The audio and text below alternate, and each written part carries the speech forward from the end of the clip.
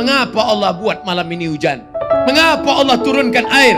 Sebenarnya Allah ingin menunjukkan kepada Abdul Somad, wahai Abdul Somad, kau selama ini belum tahu bagaimana orang Terengganu mendengar tazkirah. Inilah orang Terengganu yang sesungguhnya. Cerita ini akan kau bawa dari Pulau Sabang di ujung Aceh sampai ke Papua. Aku pernah sampai Terengganu menyampaikan tazkirah. Hujan lebat datang, mereka tetap bertahan.